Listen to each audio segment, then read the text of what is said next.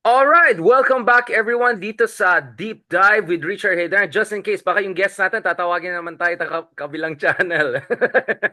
Just kidding. Um, Thank you so much since andito yung Michelin star apparently last week. Gusto rin natin gawin yung culinary approach natin. So we had Ma'am Heidi Mendoza kanina, napakabait, and then we had Ranjit Rai kahapon. Now naman gusto natin medyo spicy naman para we have the full range of taste. Kaya kasama natin, isa sa ating mga paboritong kasama dito, si former Senator Sonia Trillanes, so of course, is running for mayor of Caloocan. Thank you so much, Senator, for joining us. Well, thank you very much, Richard, for inviting me again on your podcast. As always, wow, marami tayong pag-usapan, pero magpakabait tayo ng konti.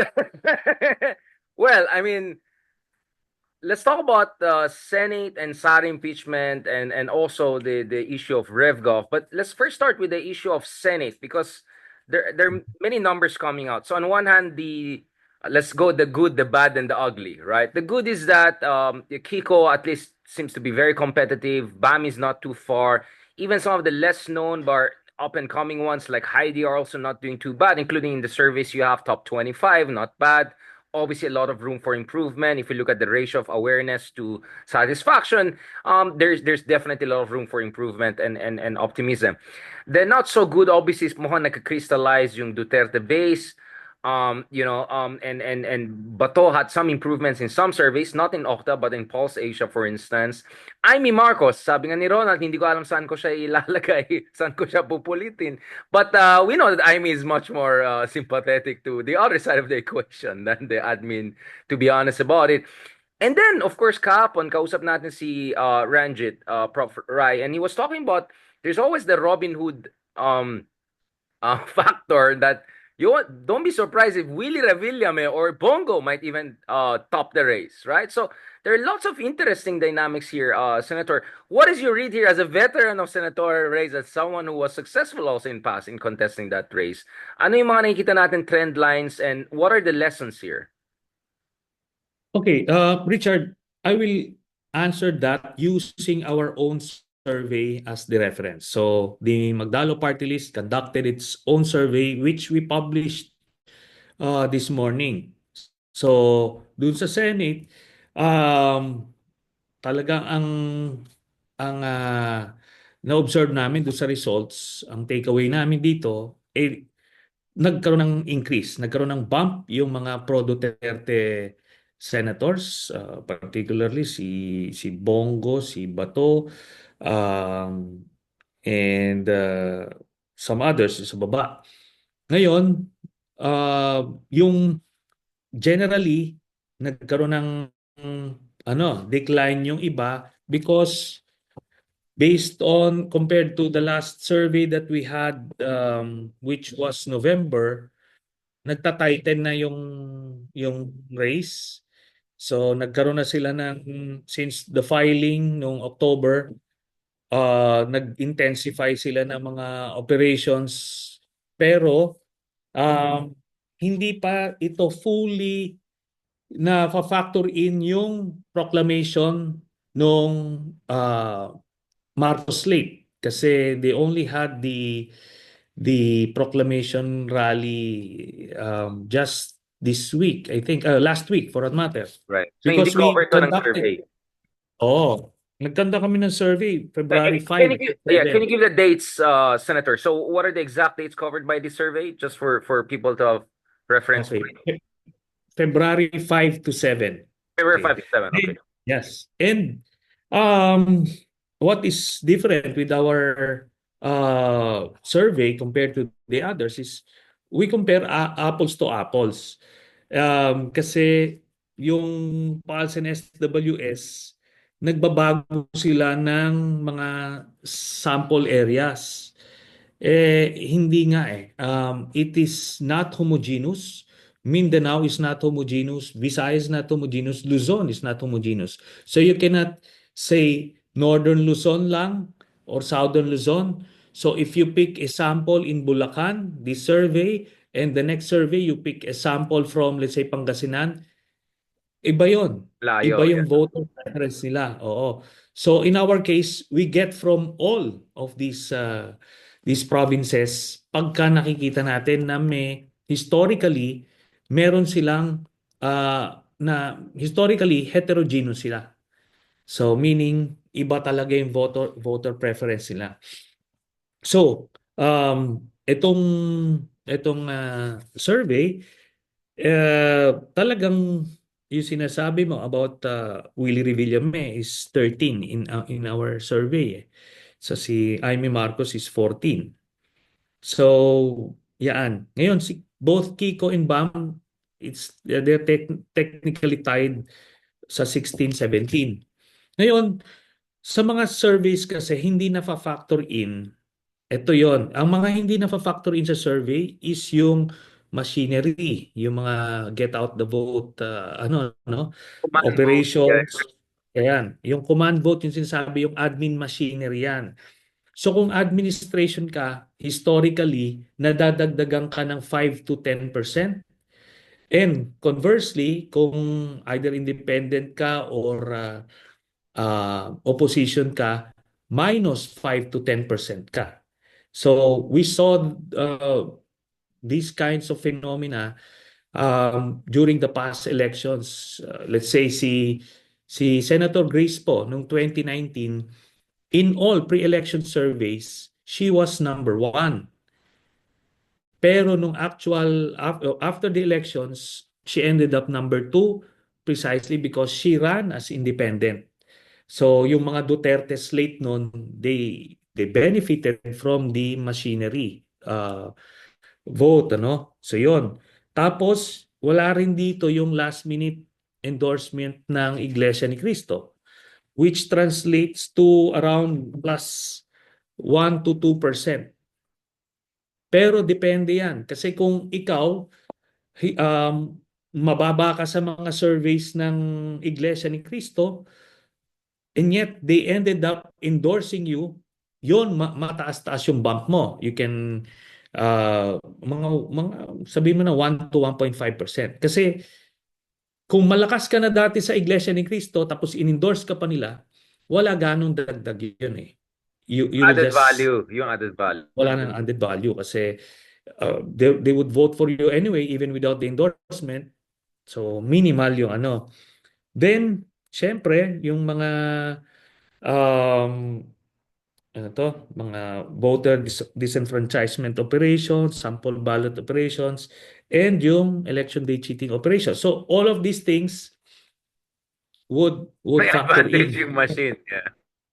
Oo. So hindi kasi in some areas in Mindanao um wala nang eleksyon. They just fill up the ballots. They just fill up the ballots literally and they feed it sa machine. Kaya makikita mo mga 90% ang 95% ang turnout kahit wala tapos practically the same yung voting pattern. Ano yon? Manual retail cheating naman yon. It's not And it's not the the counting, right? The cheating happened before the counting happened. Yun yung yes, nakakalimutan yes. ng tao eh. Like a lot of the problems Oh. in elections, hindi yung automated counting. It's before the counting happens na machine na yan. Yes. Oo. So ang tawag natin dito retail cheating kasi manual pa rin siya. Pinifila pa nila yan, then pinapasok. Yung ibang cheating operations, what they do is um, hindi mo nila finifeed. Sasabihin na, sira yung machine, so ilalagay lang muna. Tapos ang gagawin nila, yung mga bakanting mga balota, they fill it up dun sa mga preferred candidates, yung mga prepaid candidates. Then isasabay-sabay nila pag-feed, pagka ready na sila. So yung mga ganong mga operations, hindi yan factored in sa surveys. Pero ang significant dito, ang observable talaga, yung palpable is yung machinery, yung command vote ng admin. May 5 to So what you're 10%. saying, your saver survey takes that into consideration or not? Hindi pa, di ba? Sorry? So your survey takes that into consideration? Siyempre, No, you hindi, di ba? cannot. So i-plus You, 5 you mo na. cannot. Kasi on the day Oh, of election so pa mangyari yun, di ba? yes, kaya titignan mo dito sa ano mo in my case, nung nag-survey kami noong 2022, the highest I got was 13 nung that was a month and a half before the elections. Hindi ano yon, hindi enough yon. So pag finactor in mo, bababa. Kaya nga si Senator Risa noon, she was number 8 in our survey. We were all already expecting she will slide down to number 11 kasi nga because yung admin candidates magbabump during the last day. So kung hindi ka nakapagpundar ng buffer, kunyari ando doon ka, ano Yung ka, cushion mag-slide talaga, ka. yung cushion. Yeah, Oh, yeah. kailangan number 8 ka kung opposition ka or independent ka in order for you to win. So, ganon. Ganon ang So in phenomenon. short, you're saying that if Bato or Jaime or some of these people aligned with Duterte, if they're not in the top 6, 7, 8, alanganin pa rin sila, right? Kailangan nila. Which is still the case, right? I think Bato is still not very safe, but Bongo is doing very, very well, right? I mean, ang Yeah. taas ng numbers ng Bongo, almost all surveys is at least number 2, number 3. Solid yung Yes. Number 4 siya dito sa survey namin, no?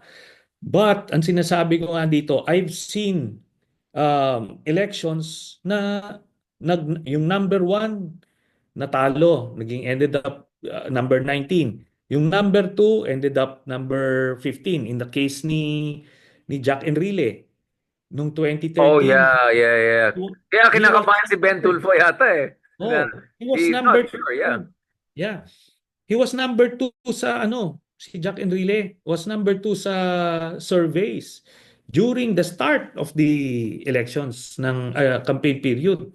Kaya itong si Bongo, pagka ano to, pagkaisahan talaga ng kasi hindi mo naman kailangan mag-fake news kay Bongo eh. Kasi involved na siya dito sa News mga already. iba't ibang cases ano. Yeah, ako lang dalawang final ko na plunder cases. Pagka na ano yan, um, ano pa siya, may tulog pa siya diyan. Kasi ito no, ang ginawa ni Bongo nag-low-key siya, nagtrabaho siya ng ground social media, hindi napapansin ng ng mga ng ano Below the mainstream. radar siya kasi si Bato Oh, is taking the punches, di ba? Basically, Bato, oh. Jaime, Robin Hood, sila yung nag-take the punches for the team eh, di ba? Yes. Kaya nga ito, that's why we published it, yung aming findings para dun sa mga kakampi nila na senador, it's time to really shake things up. Doon naman sa mga pag nakita nilang mataas, itong sila Bongo, sila Bato, kailangan ano nyo na yan, mag-pull down operations na kayo kasi hindi enough yung, kasi dalawa yan eh. Ipo-push up nyo yung kandidato nyo, pero may pull down operations din, no? Ginagawa yan. I-expose yung mga No? shortcomings sila. No? Oo. Ginawa sa amin yan noong 2013 nung grupo nila B9, nila Enrile. So pull down kanila para kung push up nila doble yung effect nung gagawin nila. So, yan. Ako naman, napupursige ko dito some candidates ng Marcos administration like si Benhur Abalos, he might likely make it kasi yung momentum mataas yung steep yung trajectory niya plus yung nasa administrasyon pa. So malaki Has a yung chance, chance. yeah. Kasi Yeah. nahirapan siya sa mga surveys back in the day, di ba? Baka kasi Yeah. tinanggap niya yung ano, yung billboard niya na yung nakikita mo lang kalaban at kriminal, yung hindi yung kalaban ng kriminal. Di ba? Like, that was Yeah. the classic. Oh, Like, but I think na-increase nun yung awareness kasi at least, napag-usapan. yeah. Oh, I mean, kung kalaban ka, whatever works. kriminal ka ba, talaga awareness mataas. Oh. Pero whoever are in charge dun sa kanyang campaign, ano yan, effective yung ginagawa nila. Pero itong si Tolentino, Dating Ronald Llamas ni Digong, just to be clear, I mean, oh, people forget he was the political affairs secretary of Digong na medyo yeah, atrasabante nowadays sa ICC, hmm, sa impeachment. We can talk about that shortly. Yeah, he's yeah. still struggling, right? And mukhang Doon sa amin, nalagpasan pa siya nito ni Colonel Busita. no, of Na one mababa yung rider. And awareness. Na ang baba ng awareness. Which he doesn't. no, yes, mababa awareness pero na-overtaken pa siya. Kaya ito, this guy is in trouble kasi kumbaga sa karera, nakatapak na siya sa silinyador eh. Metal to metal na eh. Tapos na-decrease ka, medyo may ano yun. It's time to sound the alarm. Mhm. Um, which brings me to the, to the a couple of important issues. Now, obviously, again, I think wag tayo magpanggap. I think uh, a lot of us raised some questions when, again, to be fair, that was just a quote from Philippine Star of Bam. I watched the full video. Mukhang position ni Bam was that, he's doing this dahil if he's gonna be a senator judge, he cannot prejudge it, etc. Of course, my point was like ilang bang hearings Quadcom kailangan natin to know, and you already have Robin Hood and the rest openly saying how they're gonna vote, right?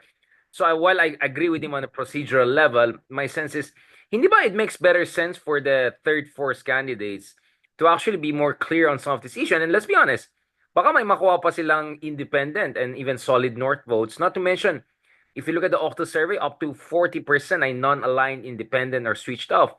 I'm sure marami sa kanila hindi natuwa rin sa Piatos Mary Grace po, Grace po, Mary Grace situation. Grace Piatas. Sorry, baka nanonood sa atin. Ma'am po, hindi po ikaw. Mary Grace Piatos, okay. Dati ka sabi ko, Tito Boy Soto eh. So, I'm sure people will forgive me. Ako kasi, for me, electorally, mas may chance ka pa makuha ng independence na galit sa nangyayari sa Piatos na yan. At saka, I've heard so many solid North who are saying we're willing to vote for a Pinoy. Sorry, for an Aquino. Sorry. If that means bringing some sort of accountability or justice, kasi galit na galit sila sa mga Dutertes. And if, based on your surveys, BAM's numbers in many regions has a lot of room for improvement, including in solid North regions, right? CAR regions, right? Region 1, Region 2, Region 3. So can we talk about it from an Now, I understand, of course, yung frustration mo. I know where you're coming from, Yeah. Sonny, in terms of like, wag tayo pa-safe dito.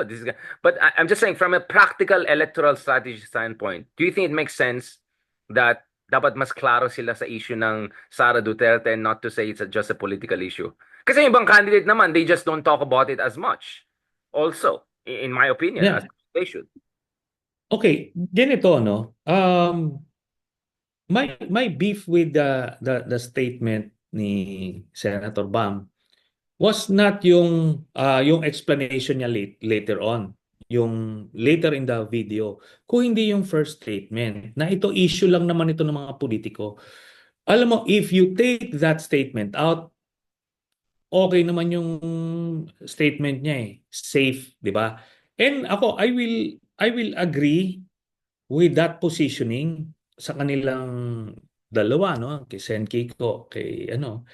Kasi um, I seriously doubt kung iboboto sila nung mga Well, it's out. pro-admin. Yeah, DDS, yeah. No, I mean the pro-admin Huh. voters. You think Hindi sila, they're not open? You yeah. think Oh, Ilocanos, so ignore nagalit sa mga Duterte, they're not willing to vote for if they're not also clear on this issue? That's an interesting. yeah, because I think ang problema kasi noon, merong slate yung Marcos administration eh. Yeah, but you have people there like Tolentino, like Cayetano, whatever, who's standing up. Hindi naman manunuwans 'yun eh. If the president is pushing for them as the slate, sila yung maboboto. Ngayon, but I agree, if you want to have your message stand out, magsabi ka na ako, I will convict. Kasi nung 2007, when I ran for the Senate the first time, I was asked by the media doon sa isang debate yung ganun specific question. Kasi nung time na yon ini-impeach si Gloria. So tinatanong nila, anong position mo sa impeachment? Ako sinabi ko, if I'm going to be elected as senator, I am going to convict Gloria Macapagal Arroyo. Ganon ka straightforward yung sagot ko. Sabi ko, I have seen enough.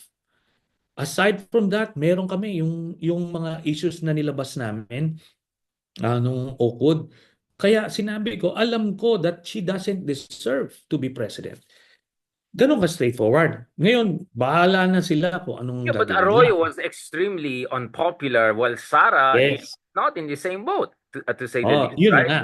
Kaya nga sinasabi ko, when I was asked that question, ganun, bahala na. I'm not going to, but I was being advised by political, ano, no, mga Consultant. think tanks, Oo, na tipo, kaya play safe ka na lang. ano ka, you have to be vague, nito, ganito siya. Ngayon, ako naman, we're assuming na ganun yung position ni Bam. We should not be ready to assume na ganun unless actually sinabi niya. Di ba? Kasi ang assumption nung suggestion mo, Richard, is he is leaning conviction. But Mm. that is your assumption. So we cannot assume. Kasi yung Ay, there we go, Sonny. Because, well, ako ang basa ko lang, like, siguro ang basa lang na iba dyan, you just focus on issues where you can build constructively positive messaging, and then once you hit the threshold, then you can go into the contentious issues. Siguro, ganun ang basa na. What you're saying is that we're not even sure how people stand on this issue. I mean, kasi may mga ano kasi antecedents eh. Ito lang yung nakita. Kaya maraming hindi nakaintindi, where am I coming from? Meron akong series of events prior to this statement. Kasi itong statement na to, talagang trivialize yung impeachment. Bakit ganon? Ano ba to? It's just a misuse of words? Hindi. 'Di ba? So, yon. I will leave it at that, no? I will leave it at that. Pero ang kuwan kasi dito is hindi dapat sinabi 'yon. Hindi dapat sinabi 'yon. Pero sabi ko, hindi naman ano 'yan, hindi naman deal breaker 'yan. Ang magiging deal breaker sa akin is privately, I'm going to ask, are you going to acquit or convict? Siyempre, I won't accept the BS line na, hindi, I need to study the ganito, ganito. Pwede mo yan sabihin public, pero wag naman sa akin directly. Okay? Privately, I need to know. Because you know your answer. Alam mo na, itong mga issues na nilalabas about the bank accounts, alam na nila to when we were still in the Senate. Okay? Yung mga confidential funds, hindi naman tayo nakatira sa kuweba, nakikita natin yan.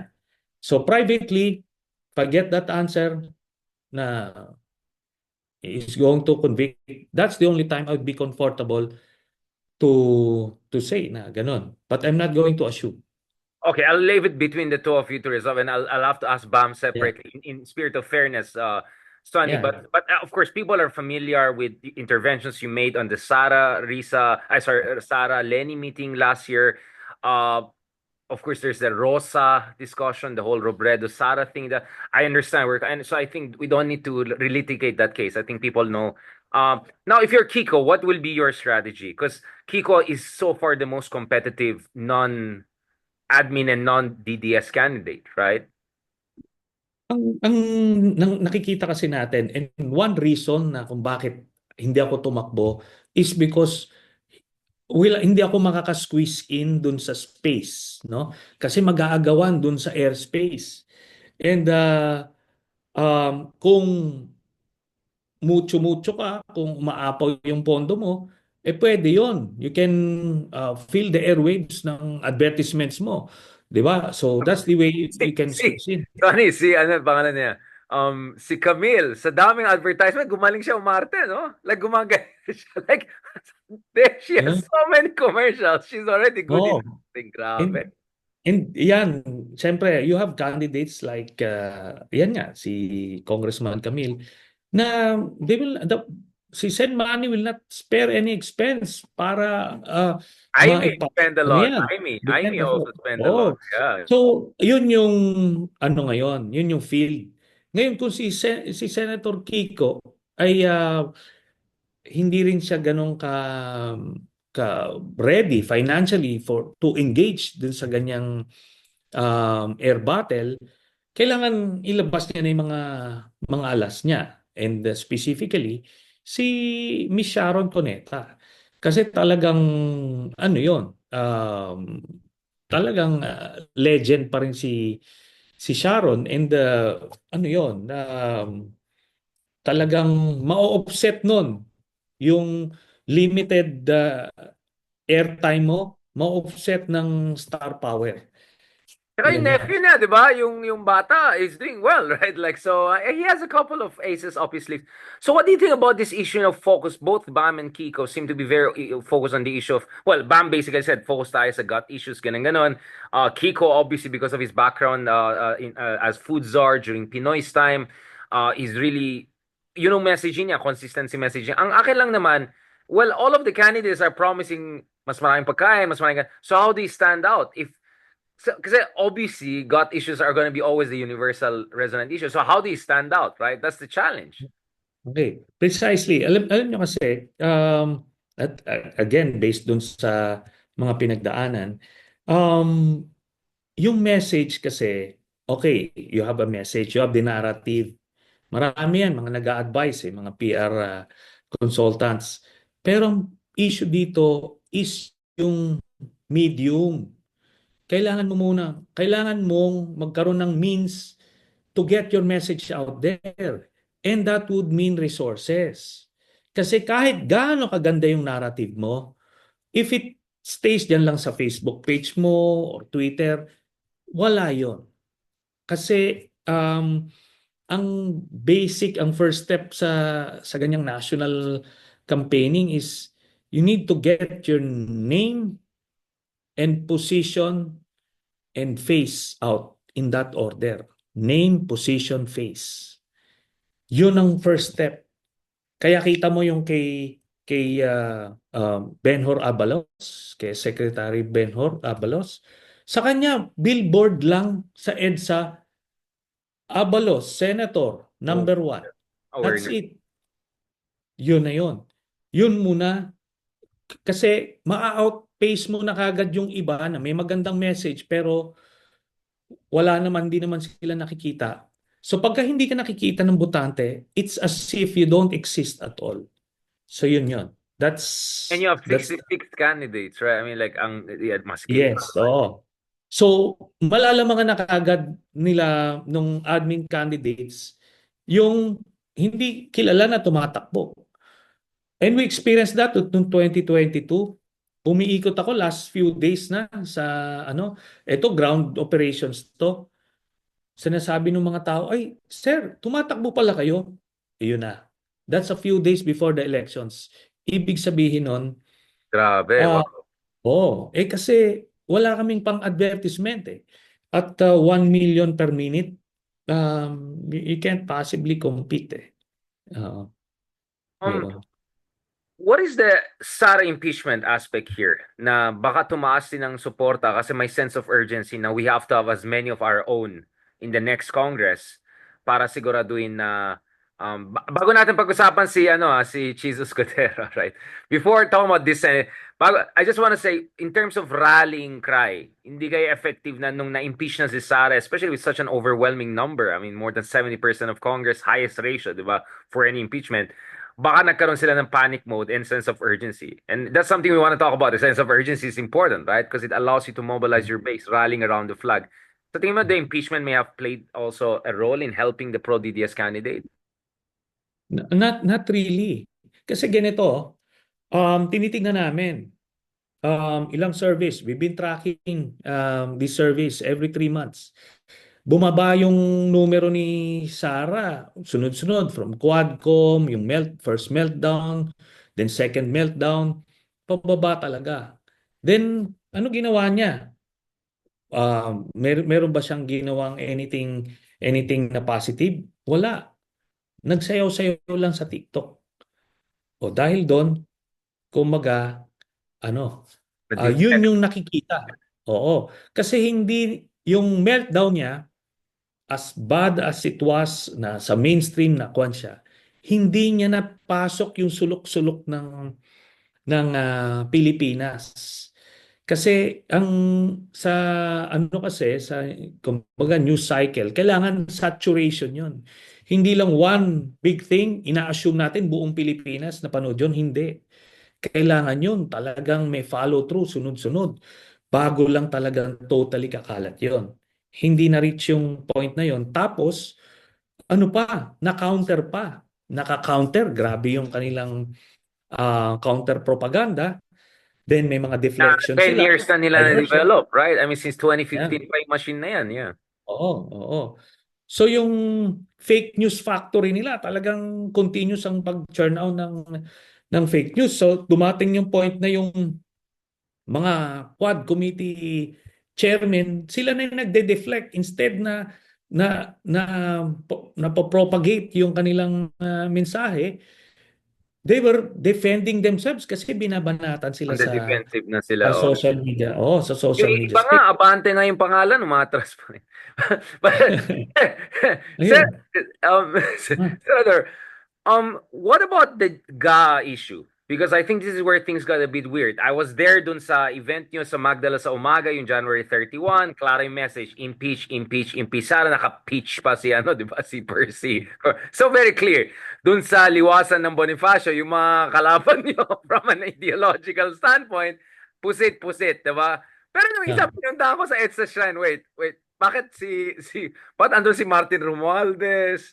Worst budget ever, kasalanan ng BBM. So parang I felt that, okay, I'm all for scrutiny of GA or any, but I just felt na, let's not make it too easy for our friends, di ba, on the other side. At mukhang yung machine na sinasabi mo, sinakyan yan like hell. I mean, every time I would yeah. post something about Sara and Piatos, Grace po, immediately I would see all those bots and all of those trolls, immediately yung messaging, sinabi nga ni ganito, worst budget ever eh. So Hmm. like it puts me immediately on Yun. the spot. So alam nga, Na, atakin ko yung kaibigan natin, di ba, na I know naman good yung intentions. nako-quote pa sila. Kasi ganito, sinasabi ko nga, there is no such thing as a corrupt budget. There is no such thing. If anybody would insist otherwise, talagang kumbaga walang basis. Bakit? Kasi yung budget, parang ganito. O, sa bahay, nagsabi ka, o ito yung budget natin. 5,000 sa kuryente, ito sa tubig, ganun na, tuition, etc. Paano mo makukumpitan yung budget? Budget pa lang siya. Doon siya sa implementation pag ginastos mo na.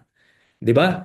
Yun ang corruption. So yung budget per se, it just shows yung priorities or lack thereof ng isang administrasyon.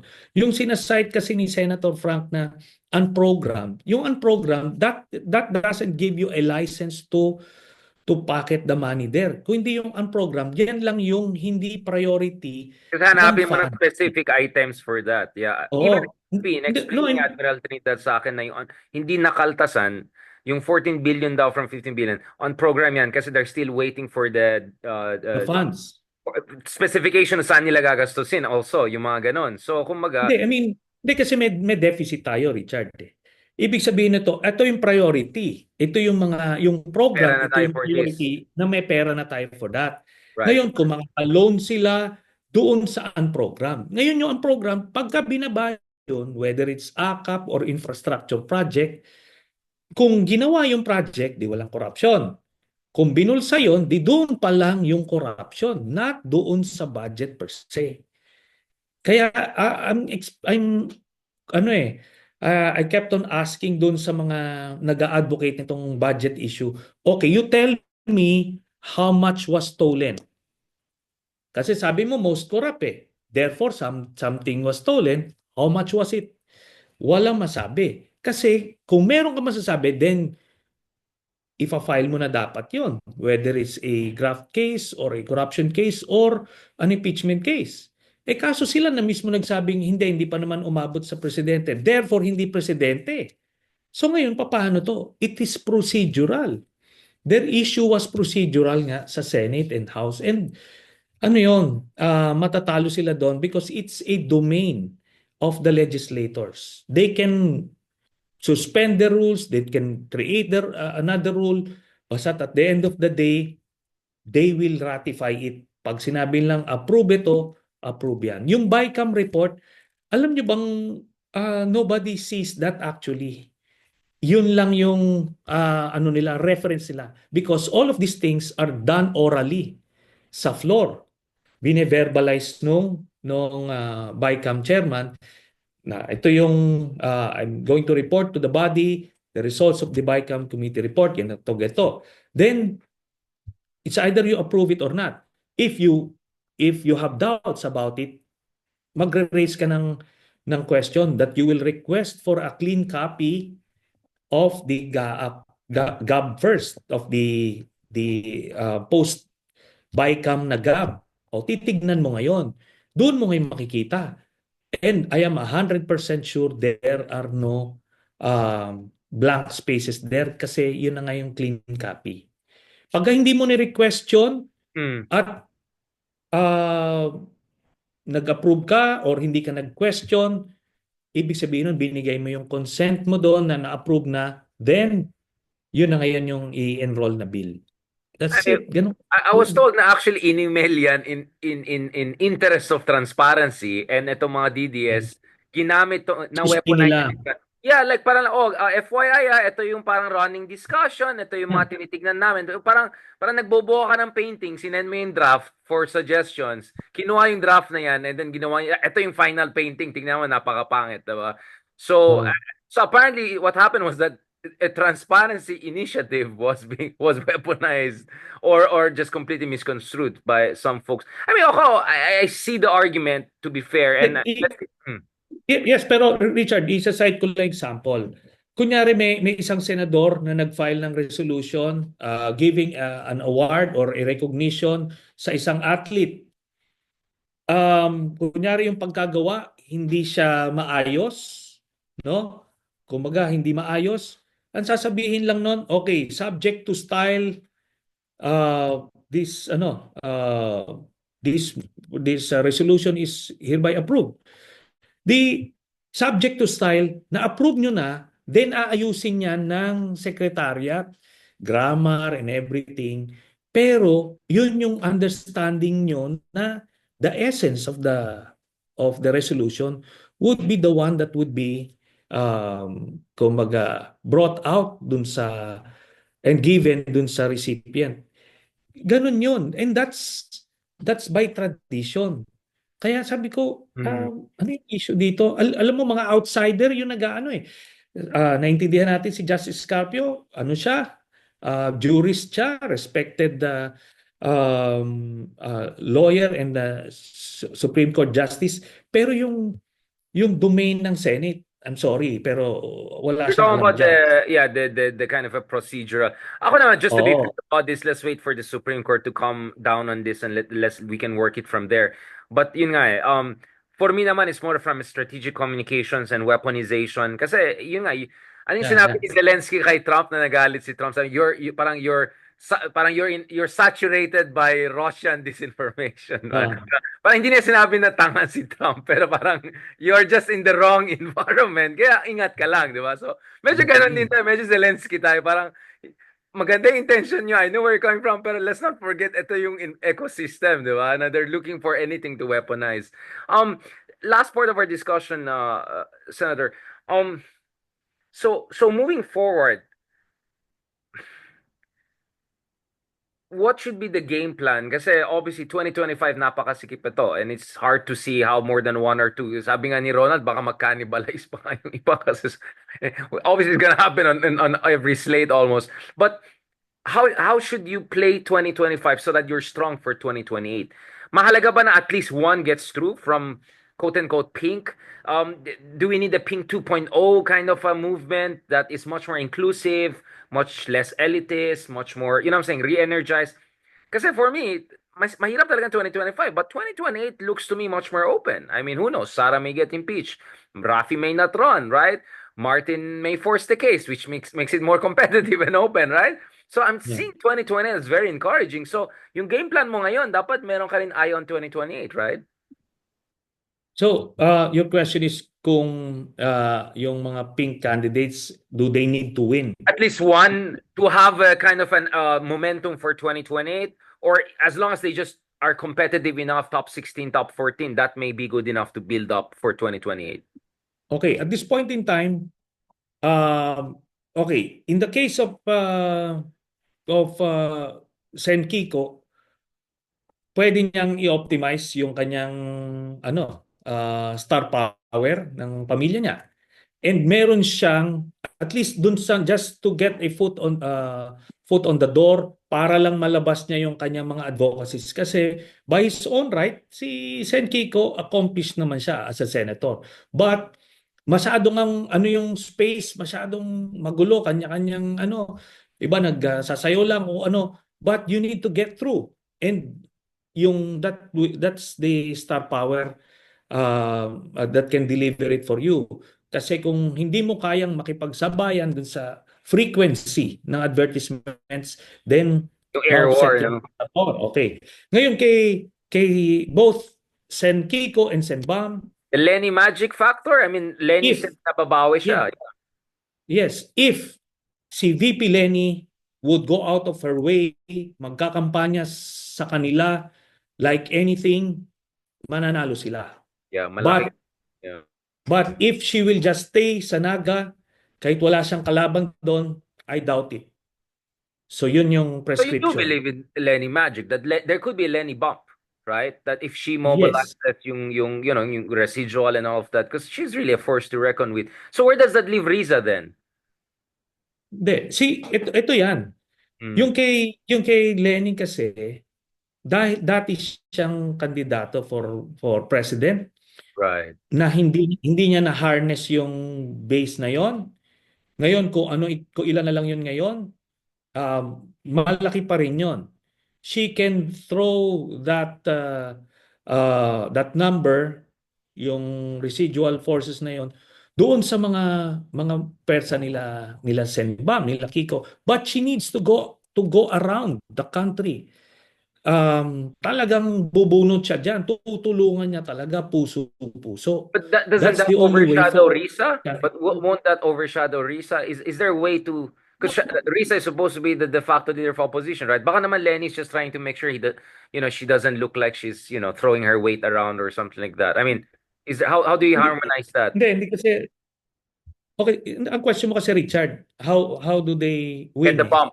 Ito, Yeah. ito yung prescription. Okay. I think si Sen Risa naman kasi, she will not get in the way if that's the formula. She will not get in the way.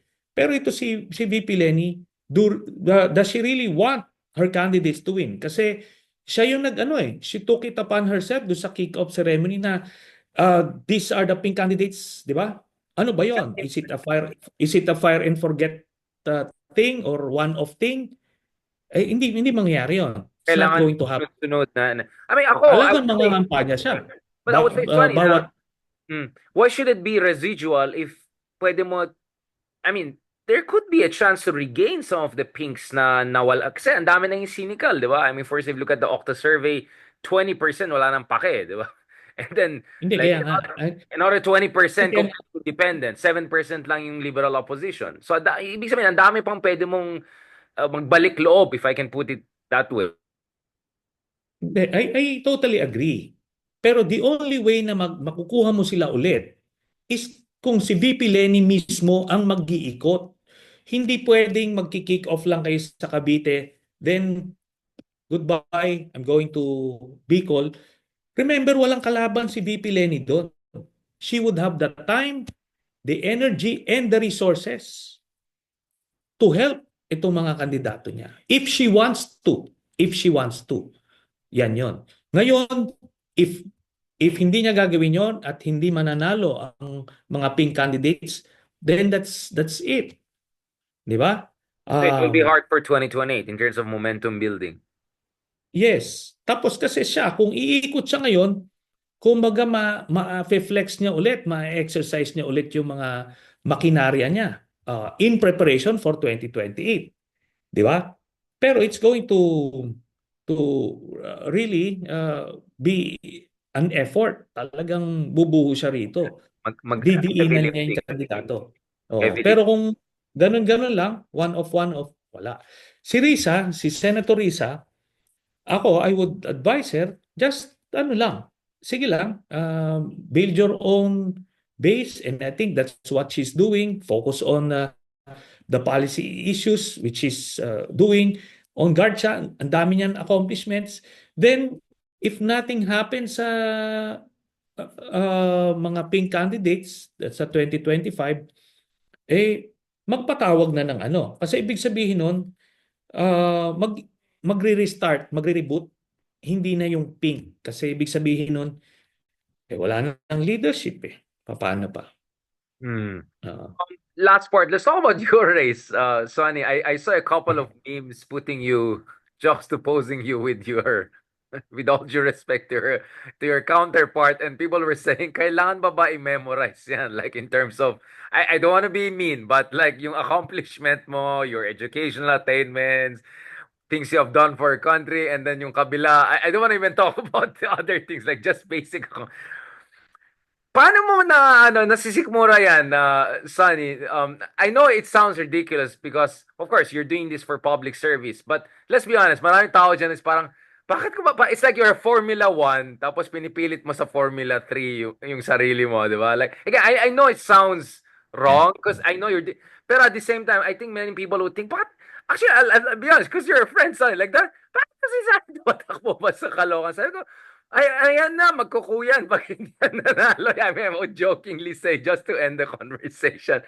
Yeah. I know you discussed this before. Of course, you feel this is your hometown. You want to save it. I get it. But it's like, you're overqualified, some would say. I know it's hard, it's pangit to say it, and no one is really overqualified in terms of public service, but your competition is not even a tenth of you in terms of actual achievements, aside from just being an act of someone. Again, I don't want to be mean, Sonny, but I think I have to be honest about this.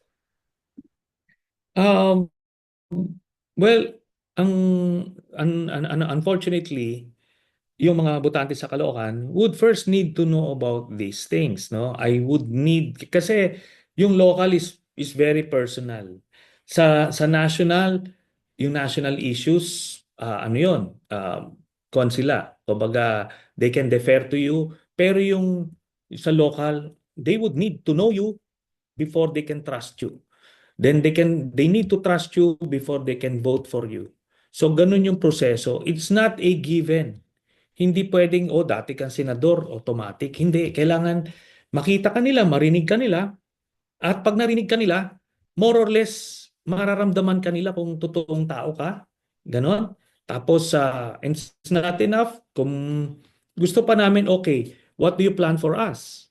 So, kailangan malalatag mo yun sa kanila. Kailangan alam mo yung issues nila. Hindi pwedeng you will just issue motherhood statements, yung mga dekahon. Hindi. Kailangan every barangay has a unique problem, and you need to have a deeper understanding about these things. Kaya prepared ka. Kumbaga, it's not as elementary as everybody would assume. So you're saying, Mas ano, Sonny, basically you're saying, Sonny, you're learning from this, that actually this is a completely different ball game. It's not F1 going for F3. This is like Grand Prix. It's a completely yeah, different. Sorry for yung lalaki tayo, we use it. But yeah. so I see where you're coming. You're saying, Oh, actually, na-enjoy ko to kasi and kailangan ko mag-level up. This is a completely different ball game. That's what you're saying.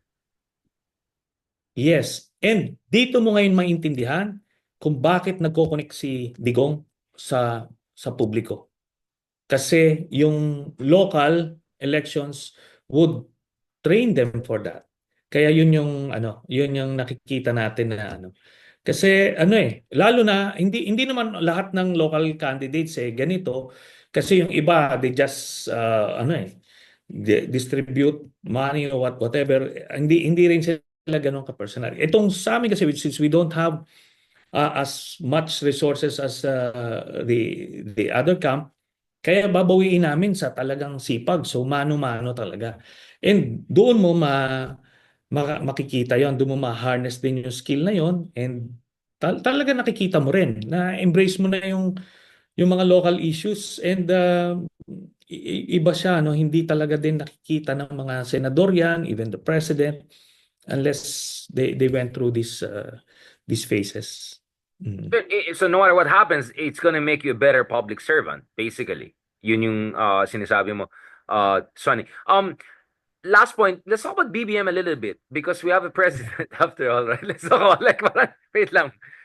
In fairness to the guy, I mean, the joke was, baka nakinig siya sa vlogs namin ni Ronald, yung lahat ng mga inattack niya, Farmali, like lahat ng kababalaghan. These are things we have been criticizing na walang moral ascendance yung mga Duterte to talk about good governance or blank item or blind item or all of that.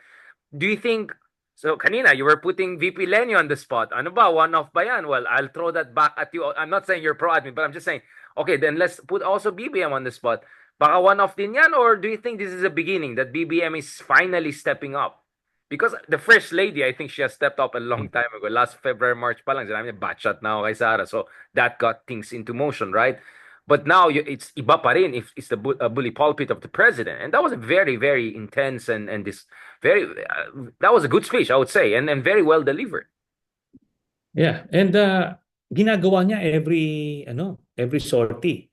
So I don't think it's a one-off thing. And besides, alam niya yung ugali ni Sara. Nag-cross na line. O ano na yan? Kumbaga, talagang bad shot ka na. Sabi nga ni ano. And Burn, ito yan. burn brief na. Oh, very telling yung pagpirma ni Congressman Sandro Marcos as the number one. That's a message. That act itself is the message. Pangalawa is itong nagsalita siya nung ininterview siya na na sinabi niya na gusto mong ipahukay yung lolo ko, ititatapon sa tapos gusto mong ipapatay yung presidente, yung parents niya. Tapos you didn't expect me to sign it. Of course, I should be the number one. That's very telling. Yun yung saloobin. Iba kasi nakita mo sila the past several months, nagtitimpi sila. May message discipline eh. Don't go there yet. Don't go there. Pero nagbo-boil yun. Itong mga lumabas, nakita mo yun na yun. That's the sentimiento. Kaya nga sinasabi ko, yung mga statements, may pinanggagalingan yun. May pinaguhugutan. Kaya, it's a beginning yun. of a new chapter, basically, you're saying. Hindi ito yung tit for tat lang. Yeah. Yeah. Wala na yun. Kumbaga, Existential na ito, to eh. Existential. existential for both of them. For both of them. Kaya, no one will hold back as both of them realize now. But Yan. perhaps one person I didn't discuss or I want to discuss who may be holding back is Jesus Cordero. Like, I don't want to do the microblading. I've overdone it. Dami ng galit sa, Richard, wag mo nang bulin si Cheese kasi ikaw natural ang kapal ng eyebrows mo. Sabi ko, okay. Di ko na sasabihin Mr. Microblade. But ano ba nangyari kay Cheese na yan? Is it the Malasado thing? Is it he just doesn't have the numbers in the Senate and is playing safe? Is it kasi forthwith I think we're pretty clear, hindi mo na kailangan i-thesaurus pa yan or pa sa Supreme Court yan. There has to be an action, at least the preliminary steps should be made even if the next Congress is to operationalize it, right? So, anong basa mo from the Cheese event, priorities? Sabi ko nga iba, after SONA pa daw. I mean, like, my goodness, why wait so long? That's crazy. Ganito yan.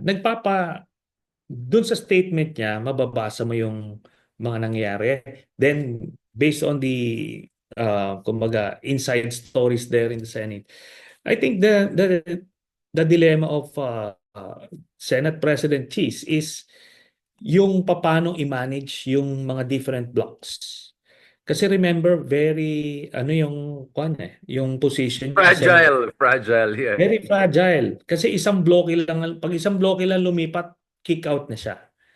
So, if he wants to reach yung June 2, then just stay in the middle. And I think that's what he's doing. Naiintindihan ko siya, iniintindi ko siya.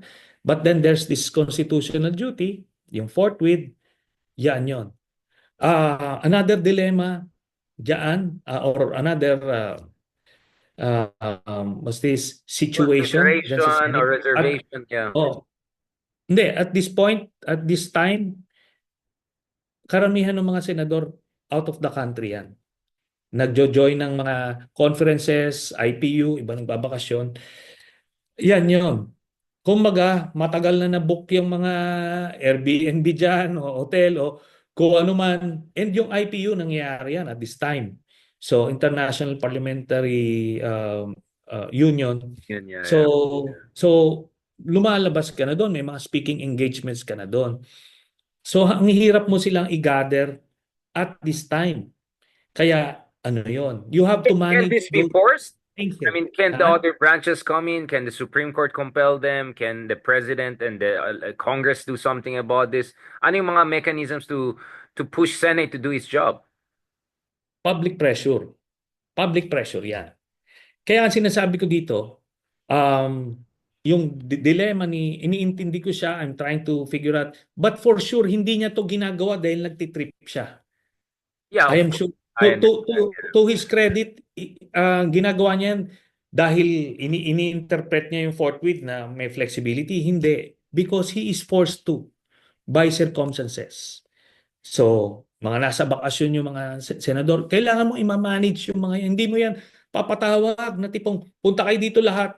Pagka ginawa mo yan sa mga You cannot senador, do that in tanggal the ka Senate. dyan. Yeah, yeah. Tanggal ka kaagad. So, yun. It's unfortunate na itong impeachment trial nakabinbin. But I am confident ano yan, gugulong at gugulong yan. Whether mag-start sila ng June 2, mag-start yung trial ng July after SONA, for as long as ang dulo is conviction, I can live with that. Do you think Tito For as Soto long as would be? dulo. Do you think Tito Soto would be a better Senate president to oversee, considering things he did back in the day when basically your Senate was under siege and he had to hold the line for the? I mean, given the respect he enjoys among colleagues and peers.